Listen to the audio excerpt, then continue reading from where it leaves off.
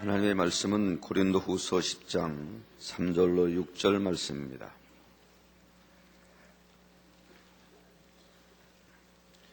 우리가 육체에서 행하나 육체대로 싸우지 아니하노니 우리의 싸우는 경기는 육체에 속한 것이 아니요 오직 하나님 앞에서 견고한 진을 파하는 강력이라. 모든 이론을 파하며 하나님 아는 것을 대적하여 높아진 것을 다 파하고 모든 생각을 사로잡아 그리스도에게 복종케 하니 너희의 복종이 온전히 될 때 모든 복종치 않는 것을 벌하려고 예비하는 중에 있노라. 아멘.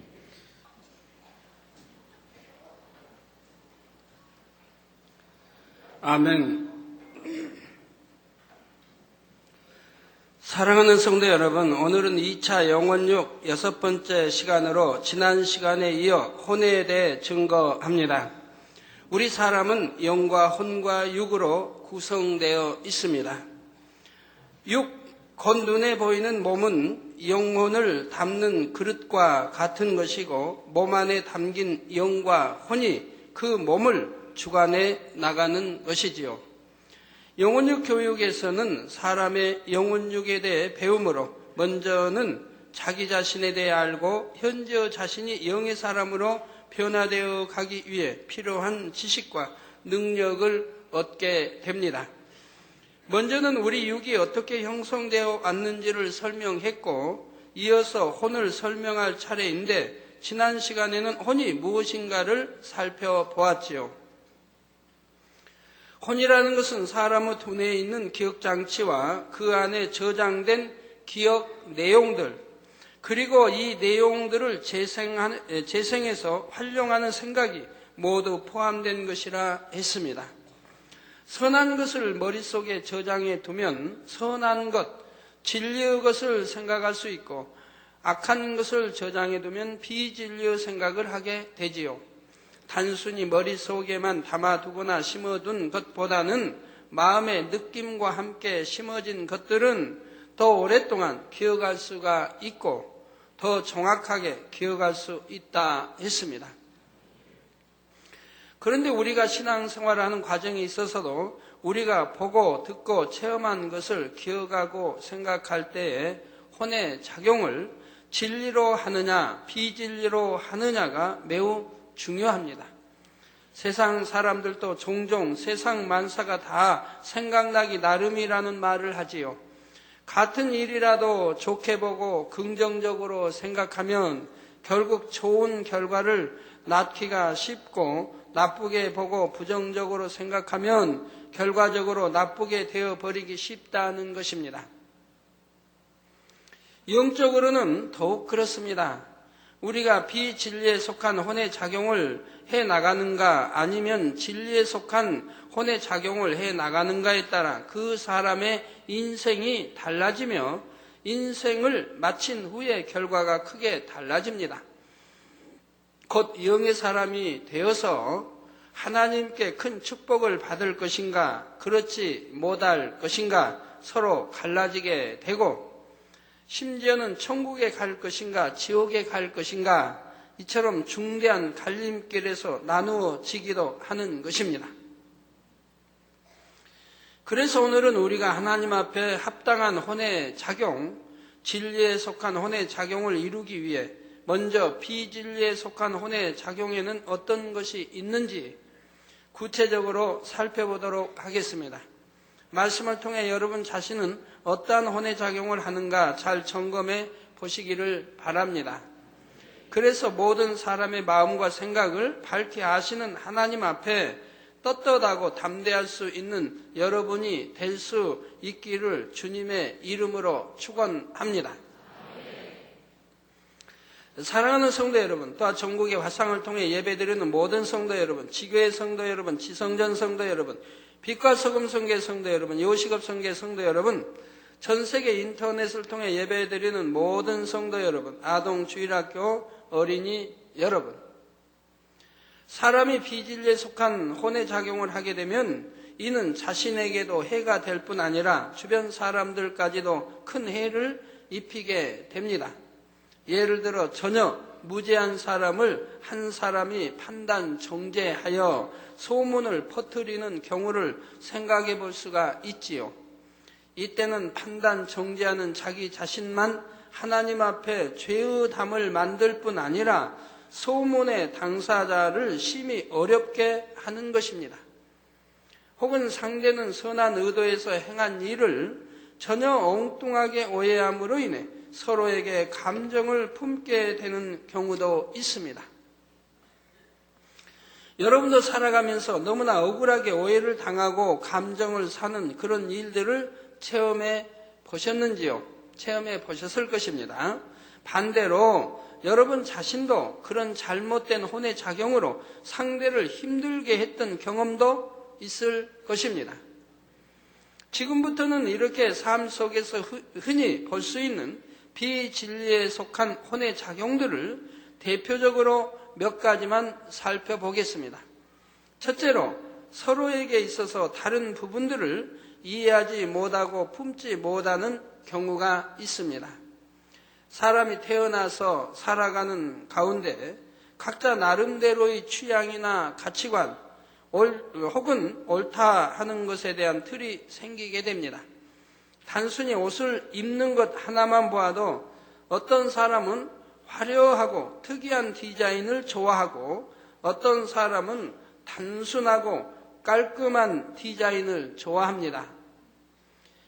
같은 영화를 보아도 어떤 사람은 재미있다고 하는데 어떤 사람은 너무 지루하고 졸린다고 합니다. 똑같은 사람을 보고 한 사람은 시원시원하고 화통하게 보여서 좋다 하는데 다른 사람은 경솔하고 성급하게 보인다고 생각하지요. 이렇게 사람이 각각이다 보니 기질이 비슷한 사람끼리는 좋아하고 쉽게 친해지지만 그렇지 못한 사람에 대해서는 마음에 안 든다거나 뭔가 좀 이상한 사람이다 하고 불편한 느낌을 갖는 것입니다. 예를 들어 김 집사님은 적극적이고 개방적인 성격이라서 무슨 일을 하려면 화끈하게 해야 하고 마음에 들지 않는 일이 있으면 무엇이 마음에 들지 않는다고 상대에게 솔직하게 말해야 속이 시원합니다. 그런데 같은 성교의 이 집사님이라는 분은 좋든 싫든 상대에게 감정을 잘 표현하지도 않고 어떤 일을 하려고 해도 꼼꼼하게 앞뒤를 살펴서 결정하기 때문에 정하기까지 시간이 오래 걸리는 편입니다.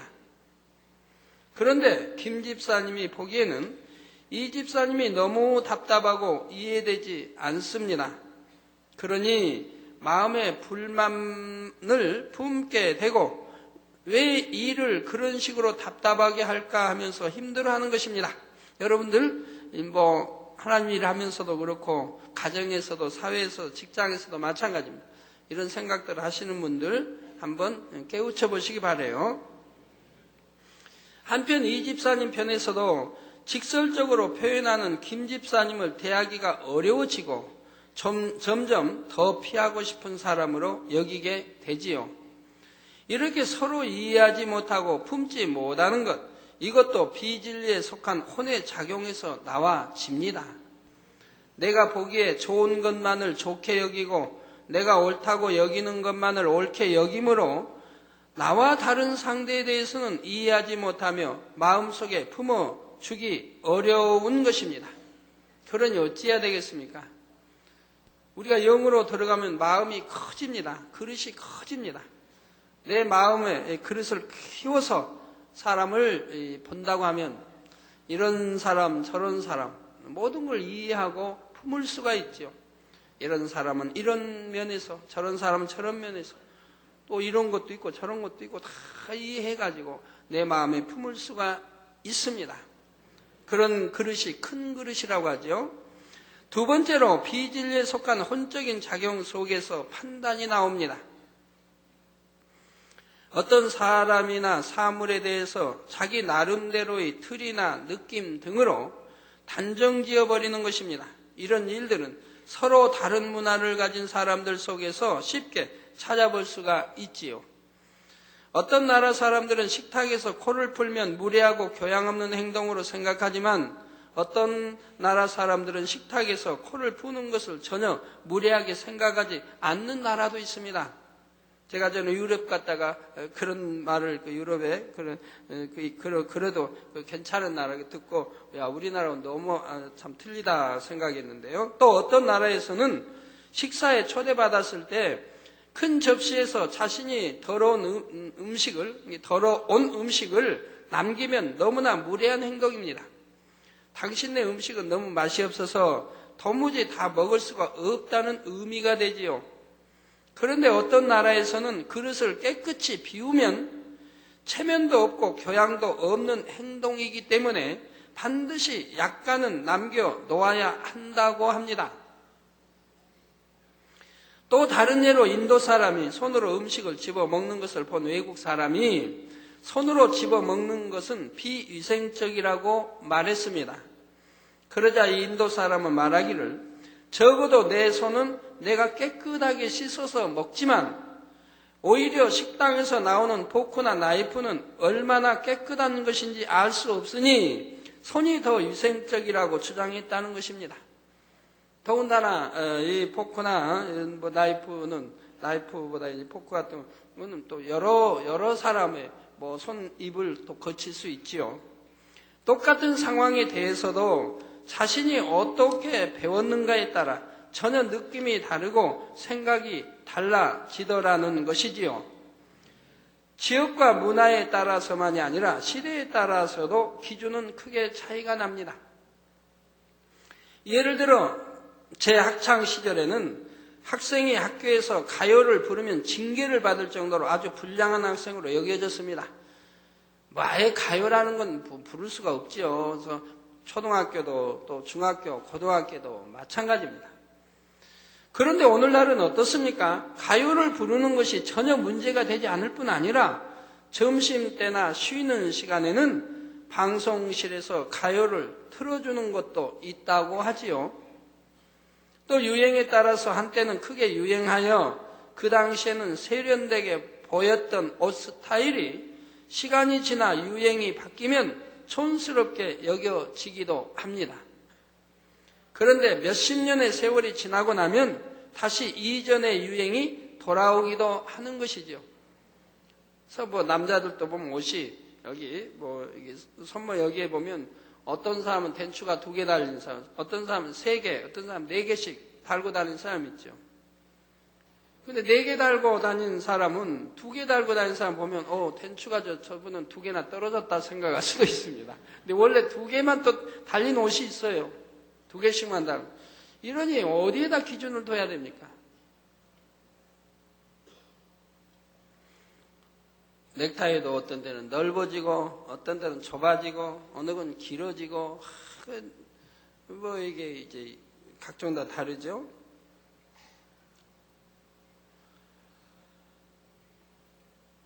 자, 몇십 년의 세월이 지나고 나면 다시 이전의 유행이 돌아오기도 합니다. 와이셔츠도 컬러가 넓어지고 좁아지고 자꾸 바뀌죠. 일이 그래야 옷 파는 분들이 만들어내는 분들이 돈을 벌지요.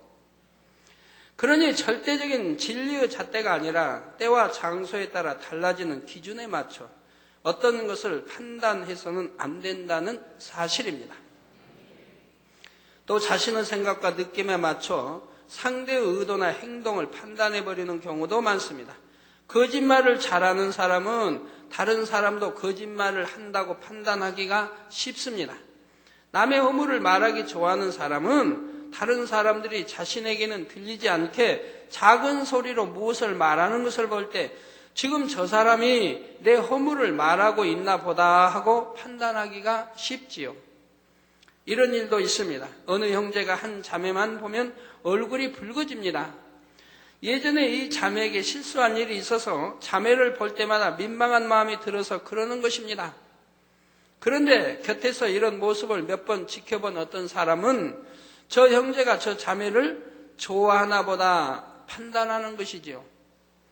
혹은 시력이 나쁜 사람이 자신을 보지 못해서 인사를 못하고 지나갔는데 저 사람이 나에게 무슨 감정이 있나, 왜 나를 무시하고 지나가는가 하고 판단하기도 합니다. 원래 표정이 딱딱한 사람을 보고 저 사람은 왜 나만 보면 저렇게 얼굴이 굳어 있을까? 나를 싫어하나 보다 이렇게 판단하기도 하지요. 잘 아는 남녀가 우연히 호텔 앞에 서 있는 것을 보았다면 여러분은 어찌 생각하겠습니까? 세상에는 그저 그 앞에 서 있는 것만 보고도 저 사람들이 같이 호텔에 들어갔다 나오는구나 하고 판단하는 사람이 많습니다. 여기서 더 나아가 어쩐지 예전부터 그 사람들이 서로를 바라볼 때 눈빛이 다르더라 하고 해석까지 붙이는 것입니다. 저도 이런 일들을 종종 겪어봅니다. 수많은 성도님들과 악수를 하다 보면 일일이 눈을 마주치고 웃어주려고 최선을 다하는데도 그러지 못하고 지나치게 될 때가 있지요. 그러면 어떤 분들은 왜 나를 안 쳐다보시나, 내가 무엇을 잘못했기에 안 웃어주시나 하면서 혼자 생각을 동원하는 것입니다. 또 초신자일수록 더욱 그렇지요. 스스로 아버지 앞에 담대하지 못한 것이 있을 때는 그런 생각을 하기가 더 쉽습니다. 내가 이것을 잘못했다고 해서 당회장님이 나를 외면하시는구나 하고 때로는 서운해하기까지 하는 경우도 있지요. 물론 이것이 성령의 역사 가운데 오는 깨우침이라면 중심으로 감사하고 돌이켜서 이후로는 충만한 모습을 이루면 됩니다. 그런데 육신의 생각을 동원하는 사람은 그런 생각으로 인해 서운해하고 스스로 상처받아서 더 침체되어 버리는 것입니다. 동문서답도 판단으로 인해 나오는 경우가 많습니다. 예를 들어 지각을 자주 하는 사람에게 오늘 아침에는 사무실에 몇 시에 왔느냐고 물으면 대답하는 사람은 기분 나빠하면서 나 오늘은 지각 안 했어 하는 것입니다. 단지 몇 시에 왔는지를 물었는데도 저 사람이 내가 또 지각한 줄 알고 묻는 것이구나 이렇게 판단하고 엉뚱한 대답을 하는 것입니다. 이렇게 사람들은 영으로 들어오기 전까지 일상생활 속에서나 교회 안에서도 너무나 많은 판단을 하면서 살아가지만 그러면서도 자신들의 잘못을 깨닫지 못합니다. 때로는 너무나 자신 있게 판단을 내리면서 안 봐도 뻔하다. 척하면 삼천리. 척하면 안다는 거죠. 이런 말까지 하는 것입니다. 그런 분들은 삼가 이제 그 판단하는 걸 깨트려 버려야 할 것입니다. 그 판단이 옳을 때도 있지만 옳지 않을 때도 있으니 문제가 되지요. 또 판단 자체가 악이며 하나님 말씀에는 하지 말라고 했으니까 하지 않아야 되는 것입니다. 그러나 사람의 지식에는 한계가 있습니다. 스스로 친히 보고 들은 것이라 해도 그 속사정까지는 알 수 없는 경우가 많은데 보지 않고 듣지 않은 일을 나름대로 추측하며 사람의 마음을 판단한다면 이는 너무나 잘못된 일이지요. 고린도전서 4장 5절에 그러므로 때가 이르기 전 곧 주께서 오시기까지 아무것도 판단치 말라. 그가 어두움에 감추인 것들을 드러내고 마음의 뜻을 나타내시리니 그때 각 사람에게 하나님께로부터 칭찬이 있으리라 하셨습니다. 오직 중심을 보시는 하나님만이 모든 것을 아시고 판단하실 수 있다는 사실을 명심하셔야 할 것입니다. 세 번째로 비진리에 속한 혼의 작용에는 정죄가 있습니다. 자신의 생각에 맞춰서 상대를 판단해 버릴 뿐 아니라 더 나아가서 정죄까지 내리는 것입니다. 이게 판단하게 되면 정죄가 또 정죄라고 하는 또 더 큰 죄를 낳게 된다 이 말입니다. 예를 들어 자매를 보고 얼굴이 붉어지는 형제에 대해 저 형제가 저 자매를 좋아하는구나 하고 판단하는 정도를 넘어서 저 형제가 마음에 간음이 많구나 하고 아예 정죄를 해버립니다. 눈이 나빠서 알아보지 못하고 지나가는 사람에 대해 눈이 마주치고도 왜 인사하지 않을까 하고 판단만 하고 끝나는 것이 아니라 저 사람은 너무 교만해서 아나무인이다 하고 정죄를 내려버리는 사람도 있지요. 그러나 야고보서 4장 11절 12절에는 형제들아 피차에 비방하지 말라. 형제를 비방하는 자나 형제를 판단하는 자는 곧 율법을 비방하고 율법을 판단하는 것이라. 내가 만일 율법을 판단하면 율법의 준행자가 아니요 재판자로다. 입법자와 재판자는 오직 하나이시니 능히 구원하기도 하시며 멸하기도 하시느니라. 너는 누구간데 이웃을 판단하느냐 했습니다.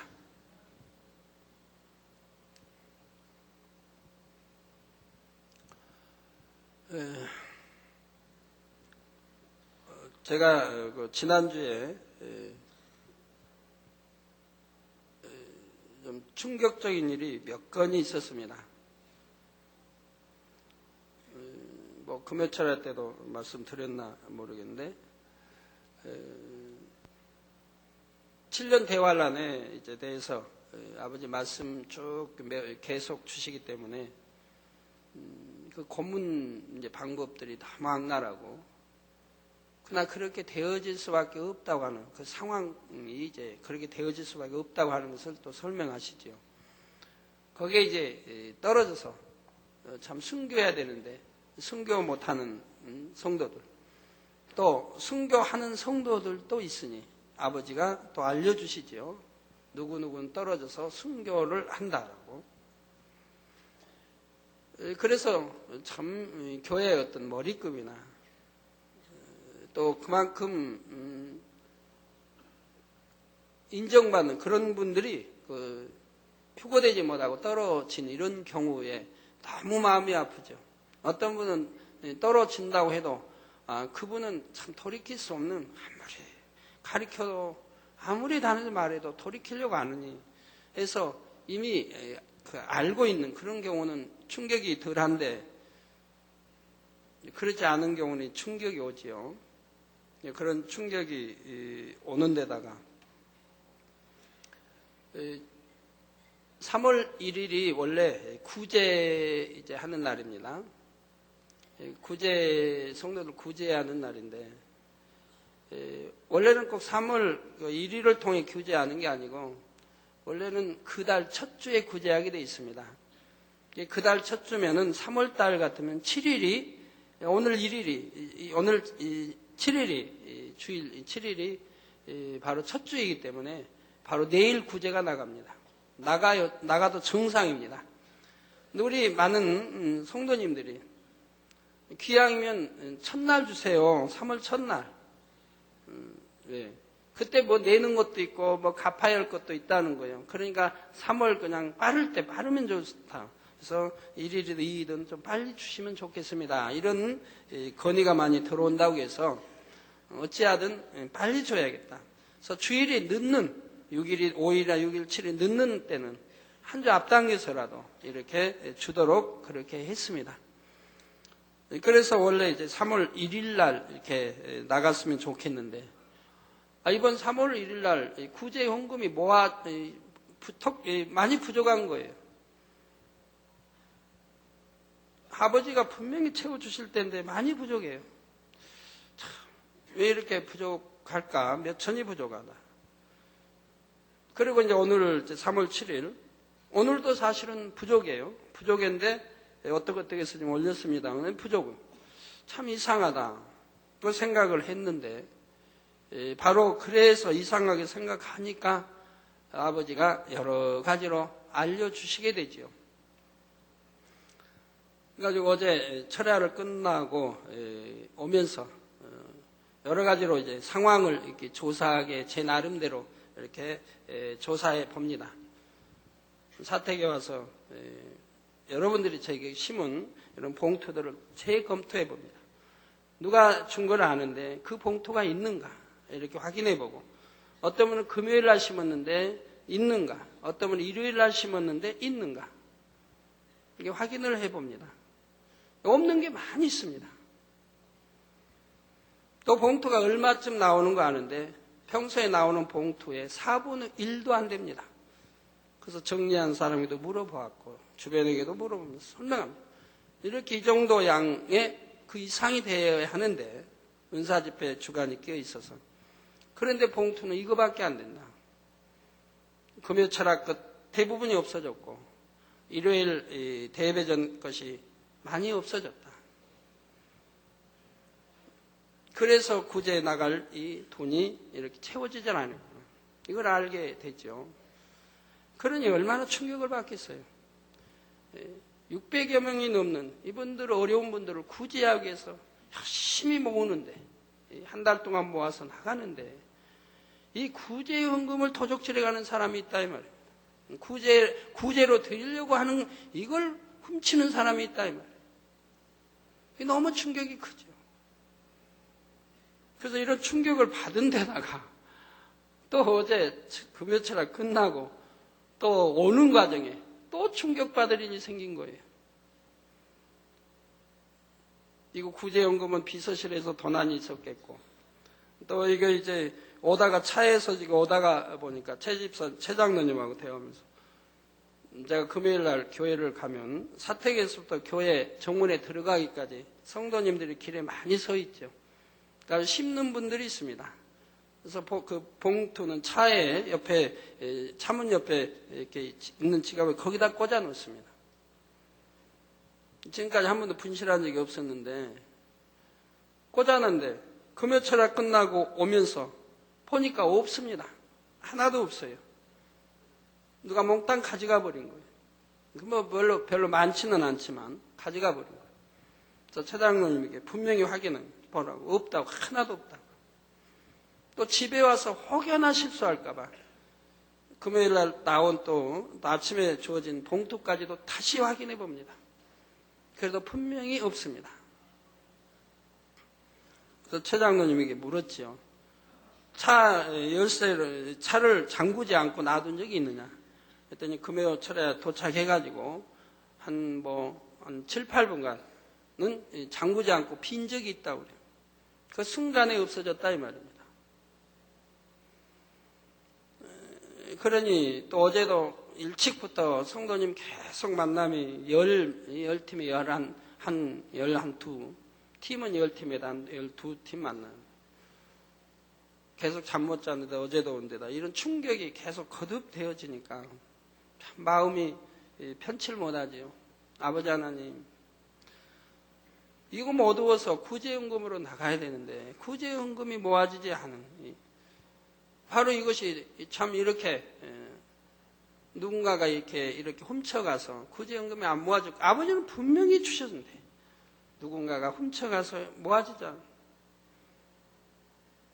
그런 충격이 이제 크지요. 이 일을 어찌 해야 되나. 훔쳐간 사람은 참 구원받기 어렵겠고 성경에도 보면 가룟 유다, 예수님의 제자인 가룟 유다가 돈을 훔칩니다. 돈께서. 그럼 구원받지 못하고 결국 자기 스승까지 파는 자가 됩니다.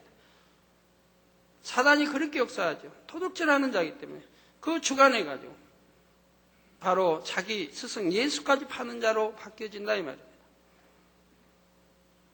전에 나갔던 사람들이 대부분 그렇습니다. 엄청난 죄와 교회 헌금에 돈 이것저것 손을 댔던 사람들이 많습니다. 그들이 자기 죄들이 드러나니까 오히려 악을 행하고 나를 짓밟으며 나갔던 것입니다.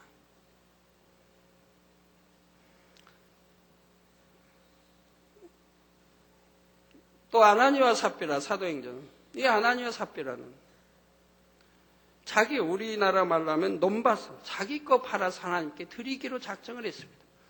근데 욕심이 생겨서 팔고 보니 욕심이 생겨서 다 드리기가 아까워서 다 드리지 못하고 일부만 드리고 나머지는 감추었습니다. 그 베드로 앞에 일부를 드립니다. 베드로는 그걸 알았습니다. 바로 네가 성령을 속였다고 저주가 나가죠. 네가 성령을 속였다. 그러자 그는 혼이 떠납니다. 죽어버립니다. 혼이 떠났다고 하는 것은 지옥 간 걸 말합니다. 영이 떠났다고 하면 천국 가는 걸 말하고 혼이 떠났다고 하는 것은 지옥 가는 것을 말합니다. 우리 주님도 이 땅에서 이제 십자가 달려 운명하실 때 아버지여 내 영혼을 받으옵소서. 예, 영이 떠난다 이 말. 영의 이제 구원받은 혼. 그래서 영혼. 스데반 집사도 돌에 맞아 죽을 때 주여 내 영혼을 받으옵소서. 반드시 영이 올라간다 영이. 명에 속한 혼. 이제 다음에 배우겠지만 지금은 이는 혼에 속한 혼을 지금 배우고 있는 것이고 영에 속한 혼이 영과 함께 올라가는 것이라 이 말입니다. 혼이 떠났다고 성경 기록된 것은 지옥 간 걸 말합니다. 내가 작정해도 드리지 않은 것도 그리고 속인 것도 성령을 속였다고 지옥 가는데 하물며 하나님을 속인다. 목자를 속인다. 목자 걸도 훔친다. 또 이거는 구제연금으로 드려질 귀한 돈들인데 이걸 훔친다. 구원 받겠습니까? 그러니까 안타까운 거예요. 너무 안타까워서 이를 어떻게 해야 되나. 그랬다가 여러 가지로 마음이 싱숭생숭하다 보니까 들지요. 기도할 시간도 없고. 그래서 찾아내는 거는 너무 쉽습니다. 교회 감사팀에서 쫙 조사하게 해도 나올 것이 뻔하니까. 사람 뻔하고. 경로가 뻔하니까. 아니면 제가 직접 해도 그냥 나오는 것이고. 아니라면. 저 어제는 그런 생각을 했어요. 내가 일요일 날은 환상 잘 보는 분들, 밝히 보는 분들만 싹 불러가지고 기도를 하게 해야겠다. 밝히 찾아내야 되겠다. 왜 이런 일이 두 번 다시 있어서 아니 되겠게. 이건 적은 도덕도 아니고 대도덕, 당회장을 하는 또 구제연금을 훔치는 대도덕이에요. 그래서 해야겠다. 밝혀내야겠다. 이런 마음을 먹었었죠. 어제는. 그런데 참 저녁에 이제 잠이 좀 들었어요. 잠이 들고 일어나서 이렇게 생각해 보니까 좀 잠 좀 자고 일어나서 생각해 보니까 어제 마음과 전혀 달라지는 거예요. 아니다. 내가 그렇게 해서 무슨 유익이 되느냐. 내게는 유익이 된다 해도 도적을 잡아서 유익이 된다 해도 그 도적들에게는 무슨 유익이 되느냐. 교회를 떠나야 할 것이고 어떻게 얼굴 들고 신앙생활 하겠습니까? 회개할 기회도 찾지 못할 것이고 완전히 지옥으로 가는 길인데 차라리 덮어두자. 그러나 여러분이 이렇게 말하는 것은 그들이 기필코 회개해야 되니까 구원받기 위해서는 회개해야 된다 이 말이에요. 또 당회장 꿈쳤으니 저에게 먼저 회개하고 그리고 하나님 앞에 통해잡고 회개해야 죄사함이 됩니다. 그렇지 않고는 죄사함이 되지 않기 때문에 구원받을 수가 없습니다. 그래서 그분들에게 회개의 기회를 줘야 됐구나. 그냥 넘어가 버리면 모르는 건가 보다 하고 하니까 제가 말을 드리고 또 여러분에게도 깨우쳐 주는 거예요. 사람이 참 돈을 보면 이게 훔치고 싶은 생각이 드나 봐요. 나라에도 보세요. 2억 때문에 당을 바꾸지 않습니까? 2억 원 때문에 국회의원들이. 또 나라에 참 그만큼 머리 되는 정치하는 많은 분들이 돈과 불법 자금, 돈과 연관되어서 이렇게 늘 오르내리지 않습니까? 그런 분들도 돈만 보면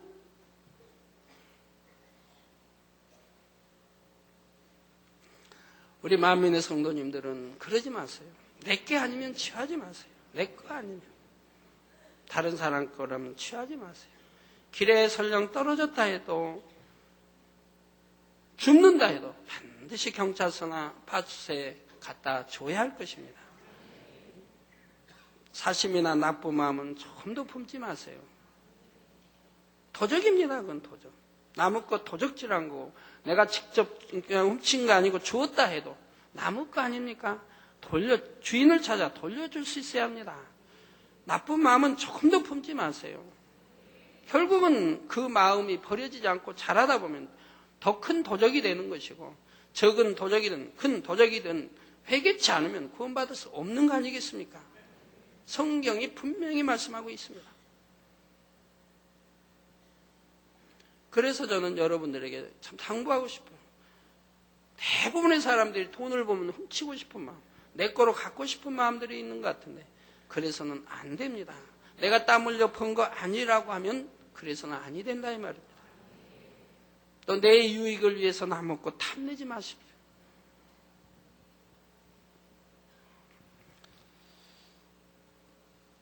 그래서 얼마든지 범인을 찾아요.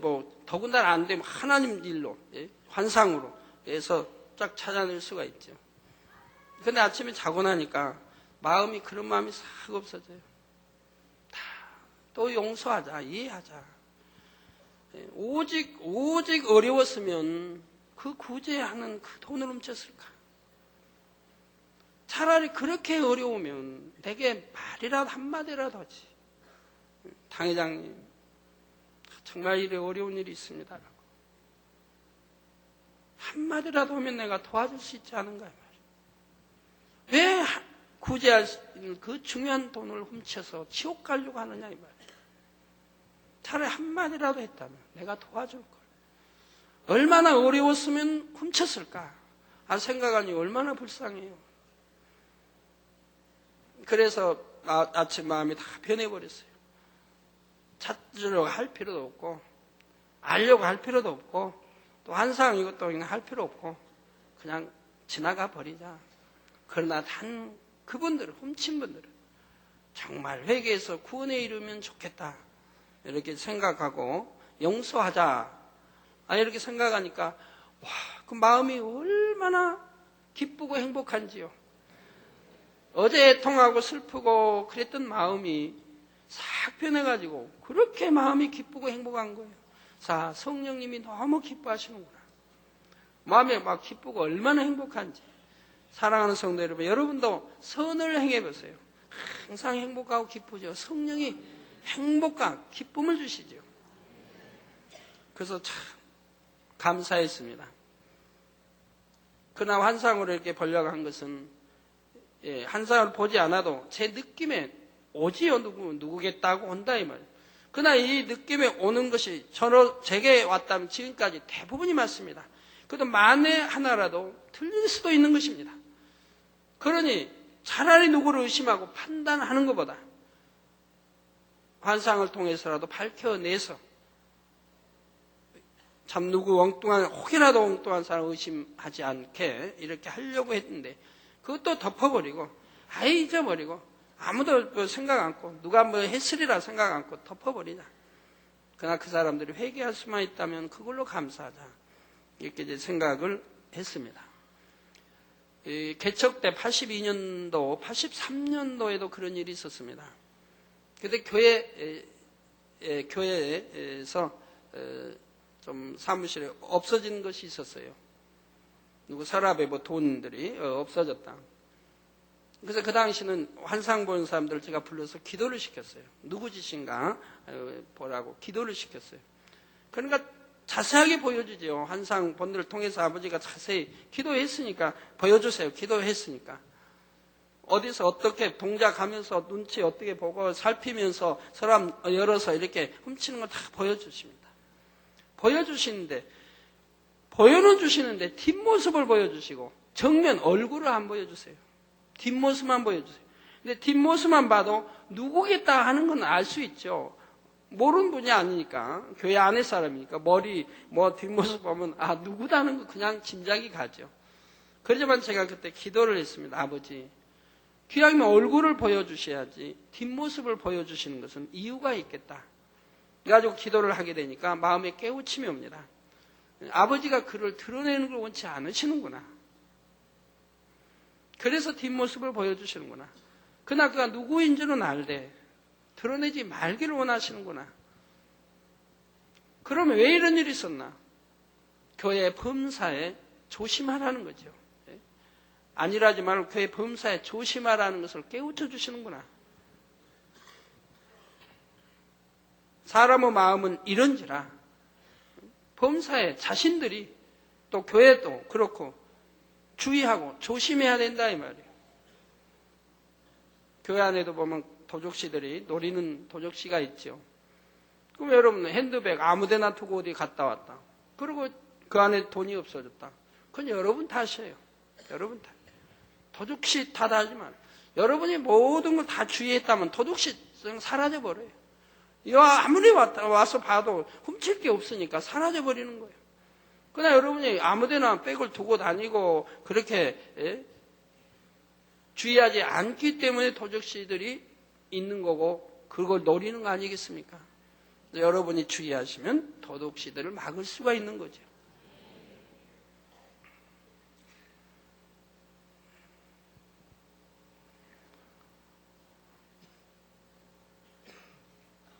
그래서 참 판단하려고 할 필요도 없고 판단도 안 하고 판단하면 정죄가 나오고 그래서 그런 것도 저런 것도 안 하고 그냥 잊어버리고 얼마나 어려워서 훔쳤겠는가. 그가 그것으로 어려운 것을 면하면 좋겠다. 그렇지만 구원과 문제가 있으니 어찌하든 회개하고 돌이켰으면 더 좋겠다.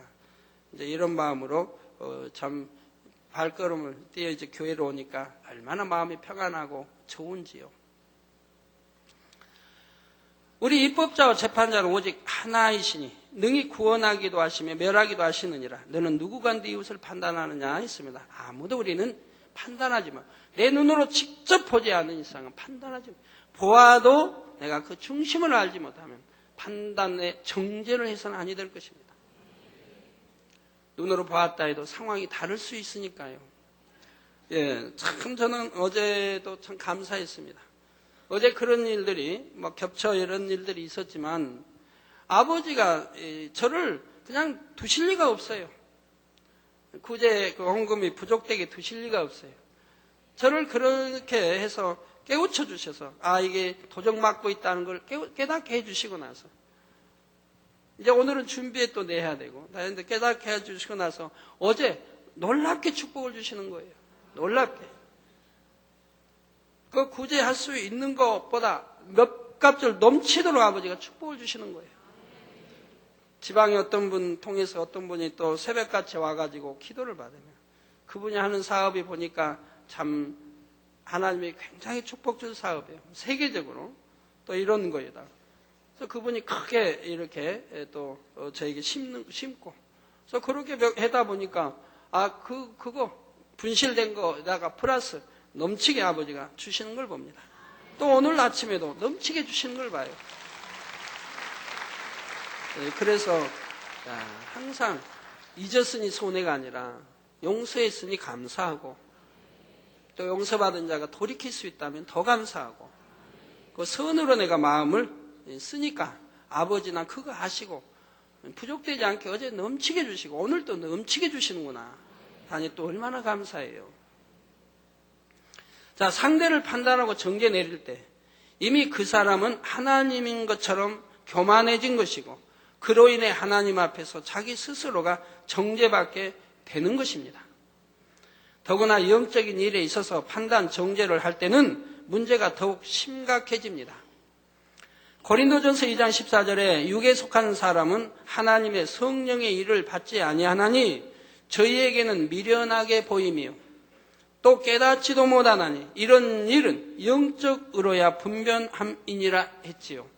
세상 사람들은 영적인 일들을 들어도 자신의 지식과 틀 속에서 이해하지 못함으로 판단, 정죄가 나옵니다. 예를 들어 병원에서도 고침받지 못하던 내 병을 하나님께 나와서 기도받고 치료받았습니다 하고 열심히 간증하며 전도를 하면 하나님의 능력을 알지 못하는 사람은 자기 생각 속에서 판단하는 경우가 있습니다. 에이 설마 기도만 받고 어떻게 병이 치료되나? 약도 먹으면서 기도를 받았겠지 하거나 기분상 나아졌다고 착각하는 것이겠지 하고 판단하는 것입니다. 아침에도 우리 한 60대 되시는 성도님, 당회장님 금유철야를 말하는 거예요. 하여튼 예배 때 너무 막 위경련이 일어나가지고 너무 고통스러워 못 견디겠어서 단으로 올라오려고 했대요. 여러분 그런 일이 있으면 안 됩니다. 단으로 올라오려고 너무 고통스러워 못 견뎌서 그랬더니 옆에서 제재를 시키더래요. 그러면 안 된다고. 단으로 올라가면 안 됩니다. 그래서 전화음성 사사함 기도를 받았다는 거예요. 거기서 받았는지 밖에 나가서 받았는지 이거는 설명 못해 모르겠고 전화음성 사사함을 받고 났더니 이내 가라앉고 평안해지고 나았습니다. 그래서 이제 아무렇지도 않습니다 라고 간증을 합니다. 전화 음성, 제 음성이 되는 기도만 받고 그 못 견딜 오직하면 나오려고 했겠습니까? 그걸 기도받고 깨끗해졌다. 어제도 사랑채 24교구에 성도님인데 우리 교회 등록한 지 일주일밖에 안 됐대요. 근데 무슨 병? 무슨 병 또 잊어먹은 병 이름이 그 무슨 병에 그 후유증으로 목을 칼로 도려내는 것 같아요. 막 칼로 목을 도려내는 그런 통증을 느낀대요. 거기에다 또 파킨슨스 병에다 그러니까 걷지도 못해. 막 여러 가지 그런 병들이. 그런데 누가 우리 만민께 전도하면서 단물을 마시면 낫는다고 해서 단물을 마셨대요. 단물 마시고 깨끗해져 버렸다는 거예요. 칼로 목을 도려내려고 하던 그 고통이 사라져버리고 파킨슨 그것도 사라져버리고 그래가지고 우리 교회 등록한 지 한 주밖에 안 됐는데 만민신문을 전부를 들고 다니면서 전도를 한다는 기분이. 그러니까 이제 걸어 다닐 수 있으니까. 이내 이제 걸을 수 있으니까 감사해서 만민신문 천부씩을 들고 다니면서 전도를 한다. 아버지가 그런 마음이니까 단물 한번 마시고도 깨끗이 치료해 주신 거 아닙니까? 자, 이런 말을 하면 세상 사람들이나 지식인들이 뭐라고 할까요? 그것도 약을 기분상 나아졌다고 말할 수 있을까요? 설마 할 수 있을까요? 기분상 파킨슨스가 그냥 물러가고 걸을 수 있었을까요? 칼로 도려내는 아픔, 고통을 오랫동안 받았는데 단물 안 마시고 고통이 사라져버릴 수 있을까요? 그렇게 그냥 견디지 못해서 단에까지 올라오려고 했던 분이 그냥 전화 사산 받고 깨게 나았는데 기분상 나았을까요? 여기도 특이한 간증이 있어서 내가 설교 시간인데 읽어드리기로 하겠습니다.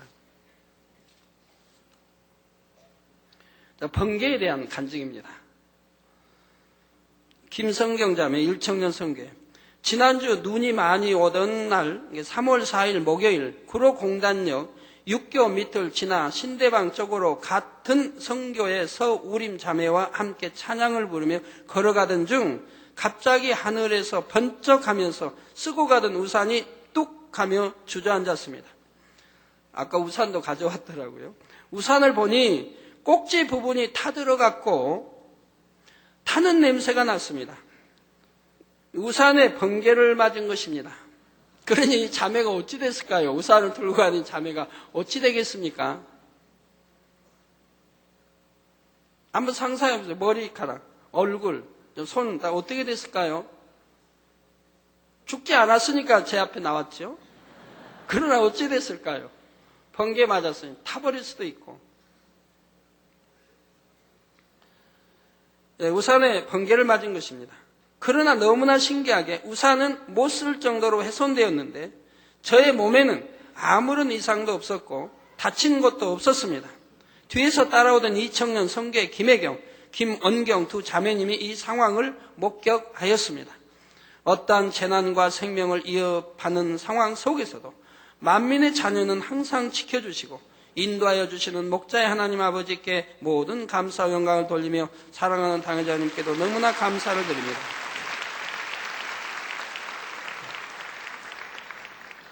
그러니까 분명히 우산을 타고 냄새가 났고 그러나 사람 멀쩡한데 이걸 우연일치라고 할까요? 설마 할까요? 기분상이라고 할까요? 아니지 않습니까? 제가 저 자매가 간증해서 저도 용기가 나서 간증 하나 할게요. 저도 저런 일을 당했습니다. 작년도인데요. 이제 끝나고 이제 주일 끝나고 갈릴리 기도처를 가는데 억수같이 비가 내리고 또 바람이 불고 천둥 번개가 칩니다. 그날따라 유난히 비가 억수같이 쏟아졌습니다.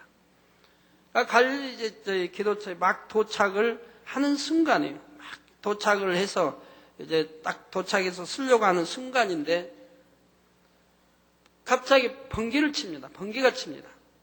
그 번개가 제가 느낄 때 분명히 내 차에다 쳤어요. 왜요? 불이 그냥 환하게 번쩍했고 번개 늘 보지만 좀 떨어진 거 다 다르죠. 그리고 우레소리도 바로 들렸으니까, 번개와 동시에 들렸으니까. 번개 치고 우레소리는 거리에 따라 더 늦게 들리는 건데, 번개와 동시에 우레소리가 그대로 들렸으니까. 뭐 빠당 하면서 그대로 하면서 차 안이 그냥 환해지면서 치는데 진동을 했습니다. 최장로님 그걸 못 느낀 것 같아요. 제가 대화하는데 보니까. 차와 제 몸이 진동을 했습니다. 굉장히 흔들렸어요. 그래서 순간에도 저도 주저했습니다. 그리고 보니까 아무렇지도 않은 거예요, 차는. 그래서 이건 분명히 차에다 때렸는데 하나님 지켜주셨구나 하고 문을 열고 나가서 차를 둘러봅니다. 차도 아무 이상이 없습니다. 그래서 거기 있는 아들들에게도 그랬습니다. 분명히 번개를 쳤는데, 분명히 때렸는데, 이거 차 아무 이상이 없다. 그러면 혹여라도 이 주변 내 집 있는데 에다가 때리지 않았는가 한번 살펴보라고. 근데 아무 이상이 없었습니다. 제 몸이 참 진동할 정도였고,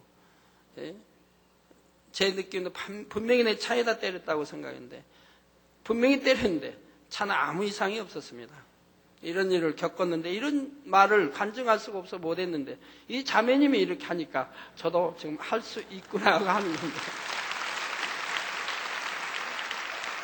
우리 하나님의 사랑받는 자녀들이라면 번개도 무섭지 않다는 사실이지요.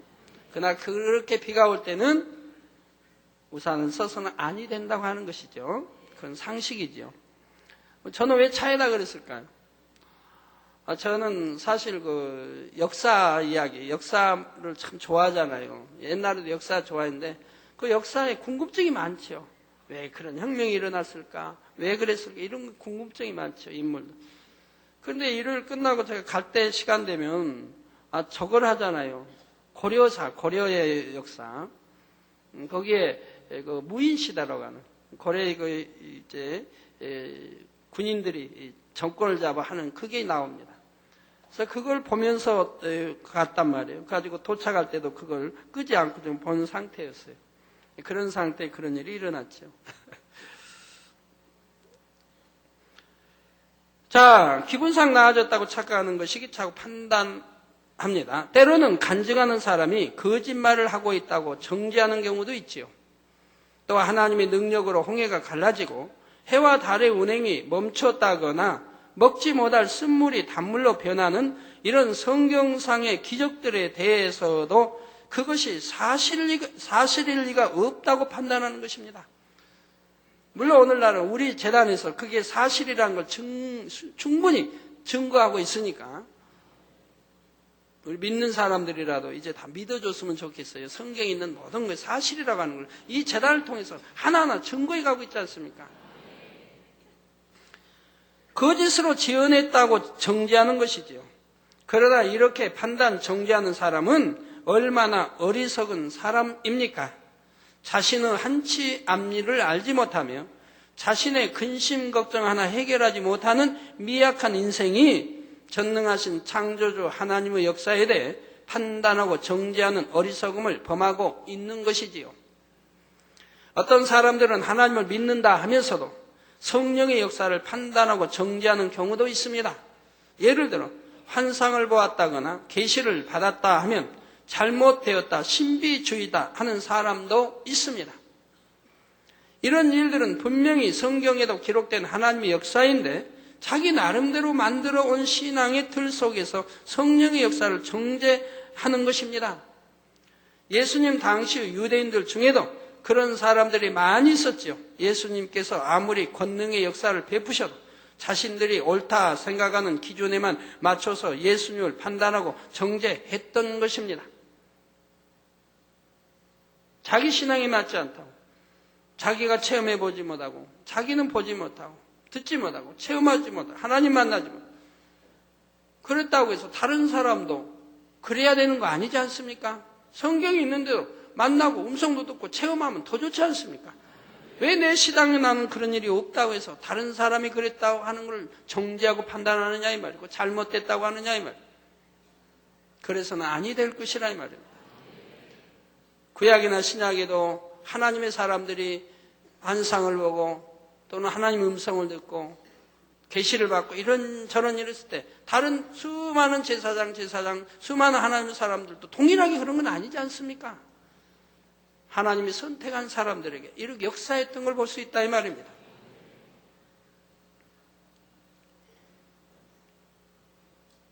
그러나 또한 이런 하나님의 이런 일들을 거짓말을 하는 일은 절대로 없어야 합니다.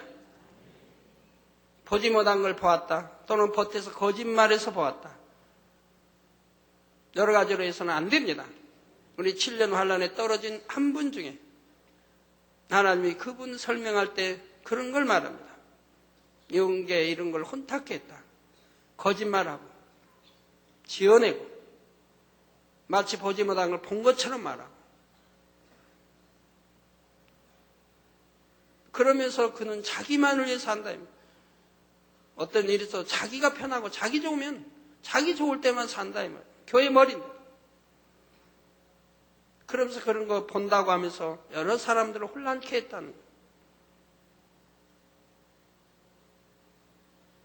그런 일들이 한두 번이 아니라 오랫동안 쌓아왔다 이 말입니다.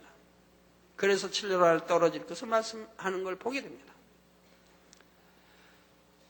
그리고 자기 유익을 위해서 엄청 하나님의 영광을 가리는데도 행해 나간다 이 말.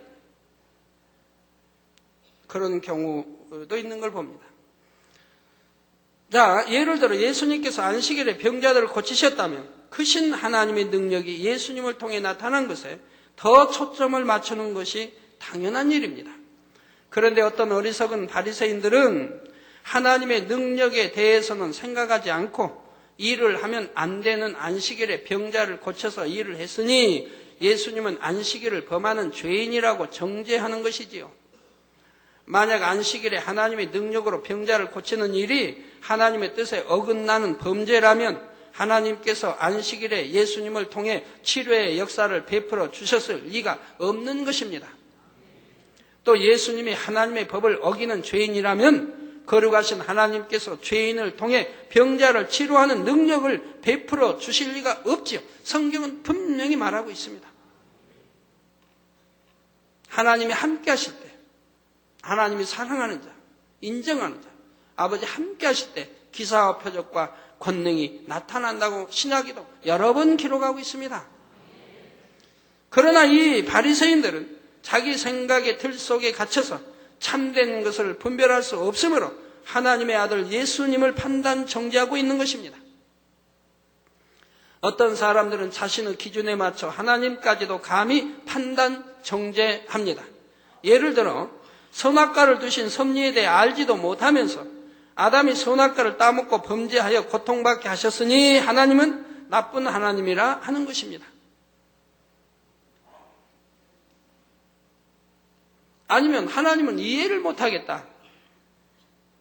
혹은 자신의 잘못으로 시험 환난을 당하면서 하나님께서 자신에게 이런 시련을 주셨다고 하거나 아무리 기도해도 응답하지 않으시니 하나님은 없다고 말하는 사람들도 있습니다. 어떤 사람은 가정에서 사소한 별것도 아닌 거 가지고 톡하면 핍박받는다고 그래요. 핍박받는 것도 아닌 거 가지고도 핍박받는데.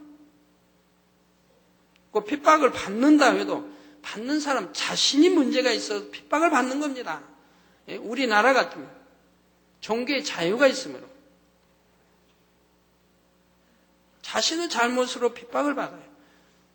저도 금요일인가 말씀드렸나요? 이제 저도 저희 가정도 우상을 섬기는 불교, 유교 가정이지만 제가 하나님을 영접하고 교회 다녀도 누구 한 사람 핍박한 일은 없었어요. 대화상 좀 안 좋게 참 교회를 안 좋게 평하는 이런 일은 있었지만 그것도 단 한 번으로 있었던 일이지만 누가 핍박하고 또 교회 못 나게 한 일은 결코 없었고 우리 조카들이든 가족 중에 조카든 누구든 주일날 결혼을 한다 또 주일날 잔치가 있다 그래서 저를 오라 해도 제가 안 가도 핍박 한 번도 받은 일이 없어요. 당연한 걸로 알았지. 그래서 그 다음부터 결혼이 저희 집이나 또 기도원장 가족이나 결혼이 토요일로 바뀌어진 거예요. 그래야 기도하는 자이고 올 수가 있으니까. 바뀌어져 버린 거예요. 그 주일날 결혼나 하면 아예 초청장 보내지도 않아요. 안 올 거 번연히 하니까. 그걸 요구하지 않아요. 당연한 걸로 하지. 우리는 금요일날 2부 시간에 간증을 들었습니다. 권사님의 간증을 들으셨죠. 그 권사님이나 올케나 서둘러 행하니까 그리스도의 향기를 바라니까 핍박을 받던가요? 오히려 칭찬을 받죠. 믿지 않는 이로부터 칭찬을 받아요. 그리고 가족이 복음화 되지 않습니까? 내가 그리스도의 향기를 바란다고 하면 어디 가나 사랑을 받고 칭찬을 받는 겁니다. 아까 교육자 선생님들 모임 당장실에 이렇게 오셨는데 그분들도 간증하죠. 그리스도 향기를 바라니까 학교에서도 모든 하나님 안 믿는 사람들로부터도 그렇게 사랑을 받고 보호함을 받는다 이 말이에요. 사랑을 받고 그리스도 향기를 바라니까. 가정에서도 마찬가지예요. 아내, 남편, 부모, 이웃, 일가친 여러분이 그리스도 향기 바라면 핍박받을 일이 없는 겁니다. 또 핍박도 아닌 거 가지고 핍박받는다고 또 말한다 이 말이에요. 왜 불려서 말합니까? 사소한 아무것도 아닌 거 가지고. 교회를 못 가게 여러분을 때렸습니까? 머리카락을 잘랐습니까? 감금했습니까?